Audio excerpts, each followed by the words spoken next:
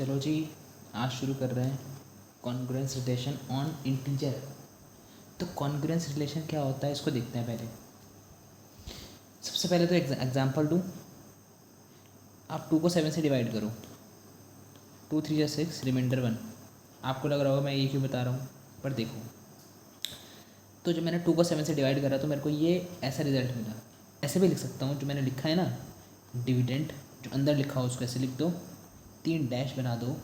उसके बाद यहाँ पे लिख दो कि रिमाइंडर क्या आया था, रिमाइंडर 1 आया था। फिर MOD मॉड लिखते हैं और फिर लिखते हैं जो हमने जिससे डिवाइड करा 2। तो ये जो मैंने ऊपर यहाँ पे लिखा है 2 7 और 1 डिवाइड करने पे, इसको इस तरीके से भी रिप्रेजेंट करा जाता है। और इसको पढ़ते कैसे हैं, इसको पढ़ते हैं A, जिसे मैंने लिखा है यहाँ पे, इसको पढ़ते हैं 7 इज़ कॉन्ग्रुएंट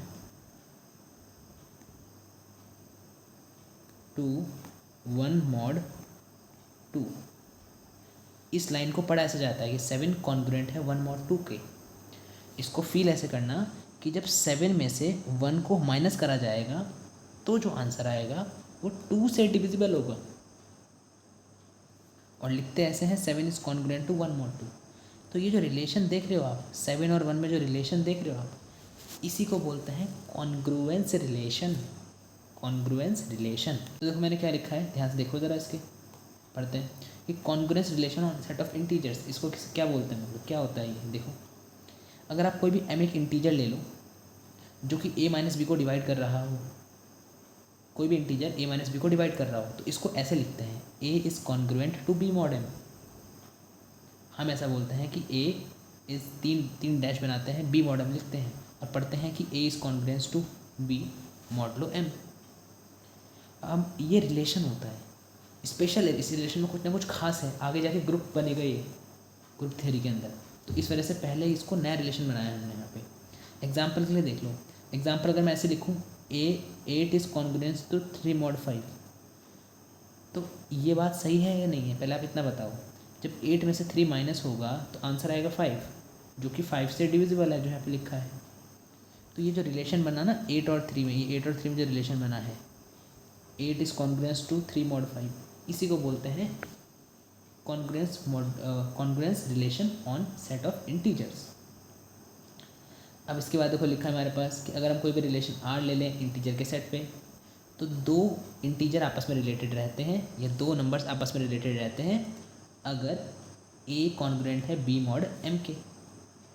जब मैं बात बोल रहा था ना कि 8 और 3 आपस में रिलेटेड है, उसी बात को मैंने यहाँ पे लिख दिया कि A B से रिलेटेड होगा अगर A कॉन्ग्रुएंट होगा B mod M के। और इसी को बोलते हैं congruence relation on set of integers. I hope congruence relation थोड़ा सा क्लियर हुआ होगा। एक एग्जांपल और, बस एक एग्जांपल और ले लेते हैं फिर आगे बढ़ेंगे। सपोज मैं यहाँ पे डिवाइड कर रहा हूँ 1 0 1 0 को 3 से। तो मेरे को ये बताना है कि क्या रिमाइंडर आ रहा है, क्या मतलब इसको लिख के दिखाना है मेरे को कॉन्ग्रुएंस में। तो पहले डिवाइड करो, 3 3 9, रिमाइंडर 1 11, 3 3 9 2 0, 3 6 18, रिमाइंडर आ गया 2। दिख रहा है आपको। तो इसको मैं ऐसे लिख सकता हूँ कि 1 0 1 0 कॉन्ग्रुएंट है, फिर रिमाइंडर लिखते हैं 2, फिर MOD मॉड लिखते हैं और फिर लिखते हैं 3, जिस नंबर से आप डिवाइड कर रहे हो। तो ये रिलेशन जो बना ना 1 0 1 और 2 में, इसको बोलते हैं कॉन्ग्रुएंस रिलेशन। और हम 3 से डिवाइड कर रहे हैं और 3 एक इंटीजर होना चाहिए, ये बात भी क्लियर है। तो ऐसे हम इन सब चीज़ को समझ पाते हैं, ठीक है। अब इसके बाद नेक्स्ट जब हमें इतनी चीज़ समझ में आ जाती है तो अब हम आगे बढ़ते हैं, कुछ प्रॉपर्टीज़ देख लेते हैं सेट ऑफ इंटीजर्स के ऊपर। कॉन्ग्रुएंस रिलेशन हमने पढ़ा ना, उसी की प्रॉपर्टीज़ है, उसको डिस्कस करते हैं जल्दी से। देखो कॉन्ग्रुएंस रिलेशन की प्रॉपर्टीज़ देखते हैं। पहली प्रॉपर्टी ये बोलती है कि कॉन्ग्रुएंस रिलेशन जो होता है इंटीजर के सेट पे वो एक इक्विवेलेंस रिलेशन होता है। इक्विवेलेंस रिलेशन मतलब ये कॉन्ग्रुएंस रिलेशन रिफ्लेक्सिव भी होता है, सिमेट्रिक भी होता है और ट्रांजिटिव भी होता है।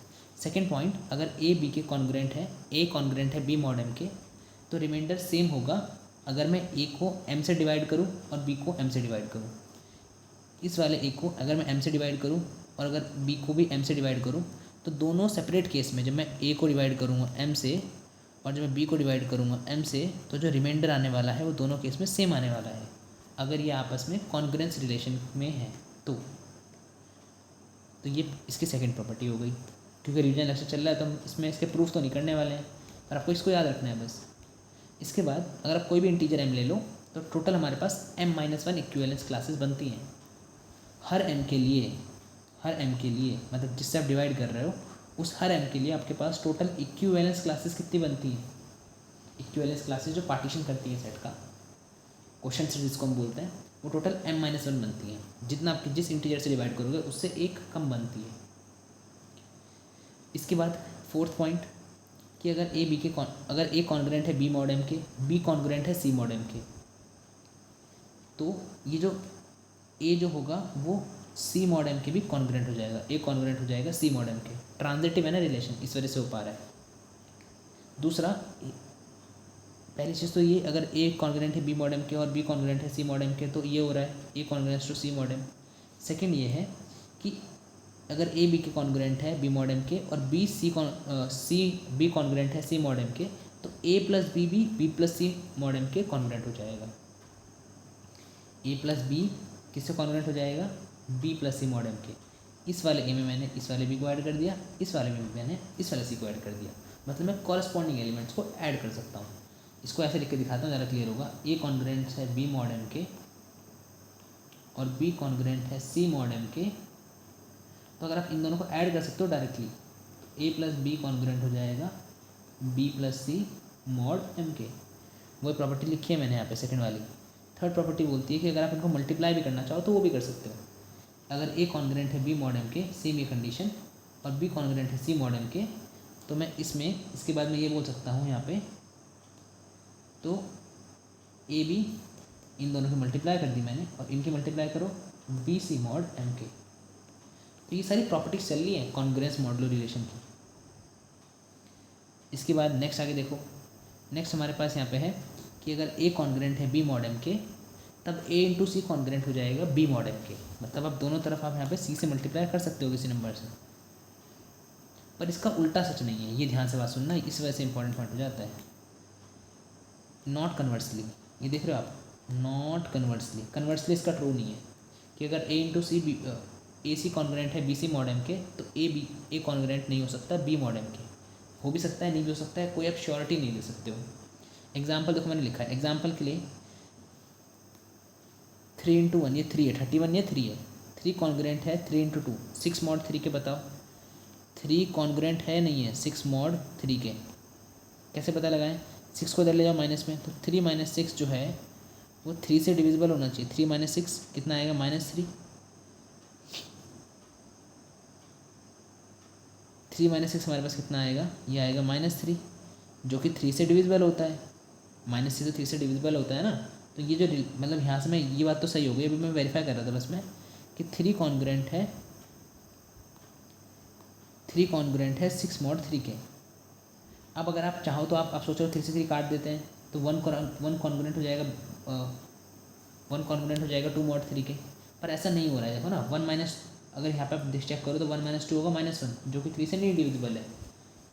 मतलब सिंपल सी बात है यहाँ पे हमारे पास कि इसका कॉन्वर्स पार्ट ट्रू नहीं है, कि अगर ए बी के कॉन्ग्रुएंट मॉड m है तो बी सी के कॉन्ग्रुएंट मॉड m हो भी सकता है, नहीं भी हो सकता है, इसकी हम कोई गारंटी नहीं ले सकते। तो आई होप ये क्लियर होगा। नेक्स्ट पॉइंट देखते हैं। देखो नेक्स्ट पॉइंट ये है कि अगर ए कॉन्ग्रुएंट है बी मॉड m के, तो ए की पावर के कॉन्ग्रुएंट होगा बी की पावर के मॉड m के। मतलब आप यहाँ पे किसी भी नंबर की पावर रेज कर सकते हो, आप ए की पावर कुछ भी रेज कर सकते हो, उसमें कुछ चेंजेस नहीं होंगे, ठीक है। तो ये करने के बाद नेक्स्ट हमारे पास लिखा है कि अगर ए सी कॉन्ग्रुएंट है बी मॉड m के, तब ए कॉन्ग्रुएंट होगा बी मॉड m के। अगर ए इंटू सी कॉन्ग्रुएंट है बी सी मॉड m के, तब ए कॉन्ग्रुएंट होगा बी मॉड m के। अगर इफ़ एंड ओनली इफ, कब होगा, अगर सी और m का जीसीडी 1 हो। ऊपर मैंने ये बोला था कि ए कॉन्ग्रुएंट है बी मॉड m के, तो ए सी कॉन्ग्रुएंट होगा बी मॉड m के, पर इसका कॉन्वर्स पार्ट ट्रू नहीं है, नॉट कॉन्वर्सली लिखा था। अब मैंने यहाँ पे कॉन्वर्स पार्ट को मेंशन कर दिया कि अगर ए सी कॉन्ग्रुएंट है बी सी मॉड m के, तब ए कॉन्ग्रुएंट हो सकता है बी मॉड m के, अगर जीसीडी जो है सी और m का वो कितना हो जाए, 1 हो जाए, तभी ये चीज़ प्रूव होगी। अगर जीसीडी, ये सबको इरेज कर देता हूँ, तो देखो मैं बोल रहा हूँ कि अगर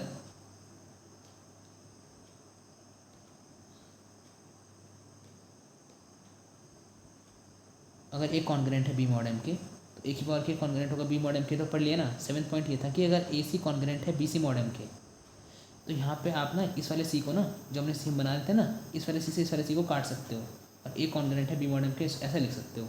और कब लिख पाओगे? सिर्फ तभी लिख पाओगे अगर सी और एम का जीसीडी 1 हो, कि जिस नंबर को आप काट रहे हो वो और जो एलिमेंट से डिवाइड कर रहे हो वो, इन दोनों का ग्रेटेस्ट कॉमन डिवाइडर 1 होना चाहिए, तभी आप इनको ऐसे काट पाओगे, सी काट पाओगे और ऐसे लिख पाओगे। आई होप क्लियर है। देखो ये प्रॉपर्टीज रिवीजन वर्क के लिए चल रही है हमारी, फिर से बता दो, रिवीजन कर रहे हैं हम लोग। इसके बाद 9th प्रॉपर्टी, अगर ए कॉन्ग्रेंट है बी मॉड एम के, तब ए की पावर बी जो है वो कॉन्ग्रेंट ए कॉन्ग्रेंट हो जाएगा बी मॉड डी के। यहाँ पे जो ये डी है ना, मैंने एम को डी से रिप्लेस कर दिया, तो एम और डी में क्या रिलेशन है कि डी जो है वो एम को डिवाइड कर सकता है। मतलब जो भी आप नंबर यहाँ पे लिखोगे जिससे आप डिवाइड कर रहे हो, अगर कोई नंबर, कोई भी दो नंबर्स ए और बी कॉन्ग्रेंट हो जाते हैं उस नंबर से, तो उसके जितने भी डिवाइजर्स होंगे, डी डिवाइड्स एम, उन सब के लिए भी ये कॉन्ग्रेंस वाला रिलेशन वैलिड होगा। ये हमारा 9th पॉइंट। 10th पॉइंट ये बोल रहा है कि अगर पी एक्स हमारे पास कोई भी पॉलिनोमियल है इंटीजर्स के सेट के ऊपर, इंपॉर्टेंट पॉइंट है, इसको स्टार लगाना क्योंकि इससे आगे हम बढ़ने वाले हैं। अगर पी एक्स कोई भी पॉलिनोमियल है इंटीजर के सेट के ऊपर, तब और इंटीजर के सेट के ऊपर पी एक्स एक पॉलिनोमियल है, साथ ही साथ ए कॉन्ग्रेंट है बी मॉड एम के। अगर ऐसा हो जाएगा तो जो पॉलिनोमियल होगा पी ए ऊपर से बना होगा वो कॉन्ग्रेंट हो जाएगा पी बी मॉड एम के। इंपॉर्टेंट पॉइंट है कि अगर अगर अगर अगर ए बी के कॉन्ग्रेंट है, ए कॉन्ग्रेंट है बी मॉड एम के, तो इनसे बनने वाला जो पॉलिनोमियल होगा, ए से बनने वाला पॉलिनोमियल होगा पी ए और बी से बनने वाला पॉलिनोमियल होगा पी बी, वो भी आपस में कॉन्ग्रेंट होंगे मॉडुलो रिलेशन में। तो अब तक हमने इतनी प्रॉपर्टीज़ को पढ़ लिया, एक बार इसको लिख लेना ज़रूर, शॉर्ट में रिवीजन के लिए काम आ जाएगा। देखो जितने मैंने पॉइंट्स देखे इनको हम क्वेश्चंस में अप्लाई करेंगे तो समझ में आएगा, क्वेश्चंस करेंगे तो उसमें देखेंगे, ठीक है, इन सारे पॉइंट्स को। तो मैं दोबारा से रिवाइज करा दूँगा इसको। अब देखो एप्लीकेशन पढ़ते हैं। नेक्स्ट पार्ट हमारा है application. Application of congruence relation की। कॉन्ग्रेंस रिलेशन हमने पीछे पढ़ा है, यहाँ पे भी इसकी एप्लीकेशन क्या है। तो देखो सबसे पहली और इंपॉर्टेंट रिलेशन है डिविजिबिलिटी टेस्ट, कि हमने ये चीज़ तो पढ़ी थी ना बचपन से। देखो बचपन से हमें पढ़ रहे हैं कि भाई 2 से कौन नंबर कटते हैं, तो हमने पढ़ा 2 से नंबर वो कट 2 से डिविजल वो नंबर्स होते हैं जिनके लास्ट में कोई भी इवन नंबर हो, 0 हो, 2 हो, 4 हो, 6 हो, 8 हो। तो हम डायरेक्ट देख के पता लगा लेते थे कि जिसके पीछे 0 2 4 6 8 है वो 2 से कट जाएगा। अब बात यहाँ पे यही है कि भाई डिविजिबिलिटी टेस्ट 2 3 के लिए तो ईजी है, 2 के लिए ईजी है फॉर एग्जाम्पल, बाकी नंबर्स के लिए कैसे निकालें। तो कॉन्ग्रेंस रिलेशन ने हमें एक तरीका दे दिया इनको निकालने का। देखो कैसे, सपोज आप कोई भी नेचुरल नंबर लो, सपोज यहाँ पे कोई भी नेचुरल नंबर लो, उसको आप लिख सकते हो n इक्वल टू ए की पावर के 10 की पावर k-1 ए की पावर 1 t1, और इस टाइप से लिख सकते हो। लिख के दिखाता हूँ तब क्लियर होगा। देखो सपोज मैंने यहाँ पे कोई भी नेचुरल नंबर लिया, मान लिया 1 2 3 4 5, ये एक नेचुरल नंबर है। इसको लिख सकता हूँ मैं 1 इंटू जितने इसके आगे जीरोज हैं, 1 2 3 4 5 लिख सकता हूँ ऐसे में, प्लस आगे 2 इंटू एक के आगे 3 जीरोज, प्लस 3 इंटू एक के आगे 2 जीरोज, प्लस 4 इंटू 10 और प्लस 5। अब चेक करो, कंपेयर कर लो, ए की पावर के 10 की पावर की, ए की पावर के 10 की पावर की। जो पहला नंबर है वो पहले नंबर आ रहा है, जो 2 की पावर है वो ए की पावर k-1 है, और 10 की पावर एक कम हो गई। देखो पहले के की पावर थी, अब k-1 हो गई। यहाँ पे पहले पावर कितनी थी 5, 4 जीरोज थे, 3 जीरोज हो गए। फिर ऐसे करते करते ऐसे डिक्रीज करती रहेगी पावर, और लास्ट में हमारे पास 5 आ जाएगा, सिर्फ कॉन्स्टेंट नंबर आ जाएगा। तो ऐसे भी हम इसको निकाला करते हैं। तो आई थिंक थोड़ा सा क्लियर हो हमने क्या लिखा है यहाँ पे। तो अगर क्लियर नहीं भी हो ना तो इतनी कोई टेंशन नहीं है, हमें टेंशन मत लेना ज़्यादा। मतलब समझो किसी भी नेचुरल नंबर को हम उसके 10 की पावर से ब्रेक कर सकते हैं हम लोग। अब इसके आगे जो है वो इंपॉर्टेंट है। देखो अगर आप कोई भी n ले लो जो है a के a-1 a1 a0, ये मैंने नेचुरल नंबर लिखा है, तो इससे बनने वाला जो पॉलिनोमियल f(x) होगा वो ऐसे ही होगा, a की पावर के x की पावर के a की पावर k-1 x की power k-1 a1 x1 a0। ये इस पॉलिनोमियल से बनने वाला हमारे पास क्या होगा, मतलब इस नेचुरल नंबर से बनने वाला पॉलिनोमियल ऐसा होगा।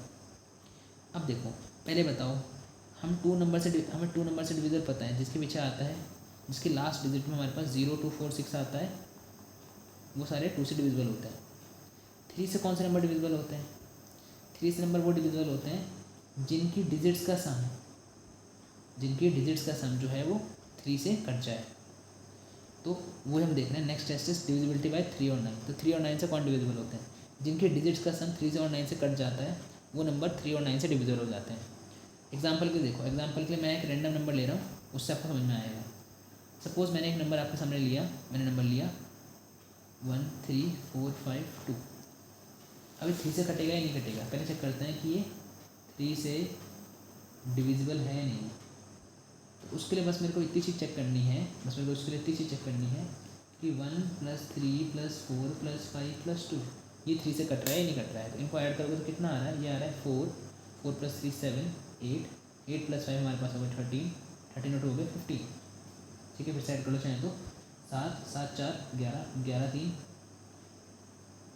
14 14 और 1 15 15 आ गया। ठीक है, अब बताओ 15 जो है वो 3 से कटता है, डिविजिबल होता है, तो ये पूरा नंबर जो है 3 से डिविजिबल हो जाएगा। ऐसे चेक करते हैं 3 की डिविजिबिलिटी।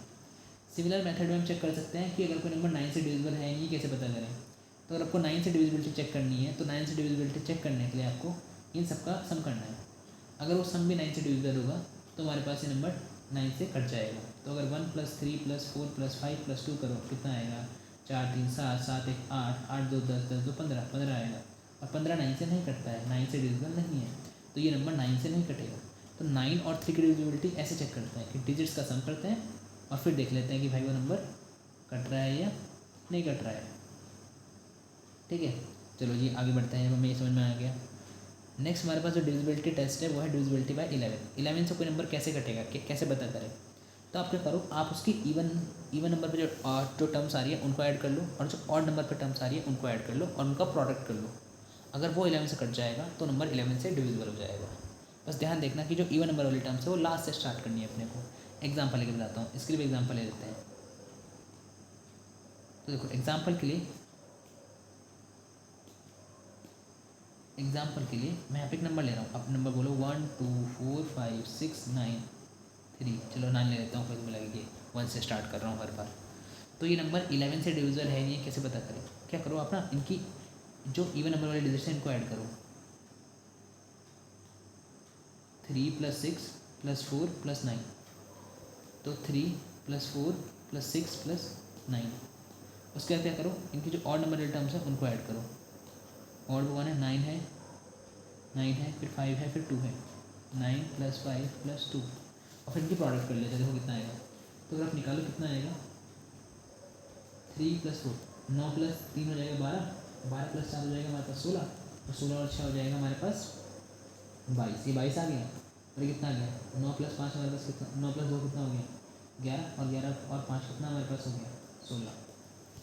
अब बताओ ये नंबर जो है 11 से कट रहा है नहीं कट रहा है, बिल्कुल कट रहा है, क्योंकि 22 11 से कट जाता है, तो ये पूरा नंबर भी 11 से कट जाएगा। तो हैंस ये जो नंबर है ये 11 से डिविजिबल होगा।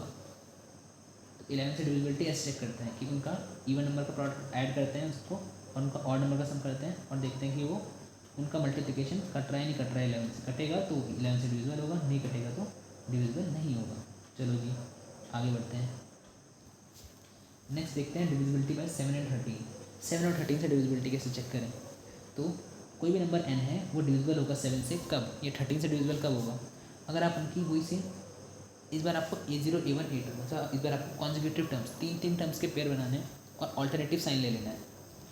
तो अगर ऑल्टरनेटिव साइन लेके अगर वो नंबर डिविजिबल हो जाता है 7 या 13 से, तो पूरा का पूरा नंबर जो हमारे पास है वो 7 से या 13 से डिविजिबल हो जाएगा। इसको अप्लाई करके देखते हैं फिर समझ में आएगा। एग्जाम्पल के लिए मैं एक नंबर ले रहा हूँ 9216154237। अभी 13 या 7 से डिविजिबल है नहीं, ये कैसे पता करें। तो 7 और 13 के लिए सेम रूल है। क्या रूल है, रूल बस यही है कि आप इनके 3 के पेयर बना लो लास्ट से, 3 के पेयर 3 का पेयर 3 का पेयर, और जो बच गया वो अकेला ही रह जाएगा। फिर क्या करो, इनके 3 के पेयर मल्टीप्लाई करना स्टार्ट करो। तो 2 × 3 × 7, फिर साइन चेंज कर दो, -1 × 5 × 4, फिर +2 × 1 × 6, फिर लास्ट में -9। इनको सॉल्व कर लेते हैं। 7 से 21 21 2 ज़ा, इनको सॉल्व करोगे तो कितना आएगा 21 2 ज़ा 42, 5 4 ज़ा हो जाएगा 20, 2 6 हो जाएगा 12, और -9 तो ऑलरेडी था ही, कितना हो जाएगा 12 में से 9 गया कितना आ गया, ये आ गया 42 - 20, 42 माइनस हो गया 22, और 12 में से 9 गया कितना हो गया, ये हो गया हमारे पास 3। 22 प्लस 3 करोगे तो कितना आएगा 25। अब बताओ 25 जो है 7 से कट रहा है नहीं कट रहा, 13 से कट रहा है नहीं कट रहा। तो ये जो पूरा नंबर हमने लिखा है इतना बड़ा नंबर, ये ना ही 7 से करेगा ना ही 13 से कटेगा। क्या मस्त तरीका है। अच्छा आपको लग रहा होगा मैं डिविजिबिलिटी क्यों करा रहा हूँ, पहली बात तो ये तो भाई ध्यान से बात सुनो, ये जो डिविजिबिलिटी टेस्ट है ना, एक्चुअल में ये कहाँ से निकले हैं? जो ऊपर हमने कॉन्ग्रुएंस मॉडल पढ़ा था रिलेशन, ये जो पॉलिनोमियल वाला पॉइंट देखा था आपने, इसी पॉलिनोमियल की हेल्प से ये सारे डिविजिबिलिटी के टेस्ट निकलते हैं। वैसे तो शॉर्ट ट्रिक में बताया जाता है ये, पर डिविजिबिलिटी टेस्ट जो है वो कॉन्ग्रुएंस मॉडल रिलेशन से ही निकले हैं। तो काफ़ी इंटरेस्टिंग बात है ये, ठीक है। इस तरह से मैंने यहाँ पे बताया कि अगर कभी भी ज़रूरत पड़ जाए हमें ग्रुप थ्योरी के अंदर तो ऐसे यूज़ करेंगे। हालांकि मैं बता दूँ उसकी ज़रूरत नहीं पड़ती है, नंबर थ्योरी में ज़रा यूज़ करते हैं इसका। तो आई होप ये क्लियर हो गया होगा। आज हम इतना ही पढ़ते हैं, तब तक के लिए मिलते हैं नेक्स्ट लेक्चर में। इसको पढ़ना, इसको नोट्स कर लेना, और चलो बाय।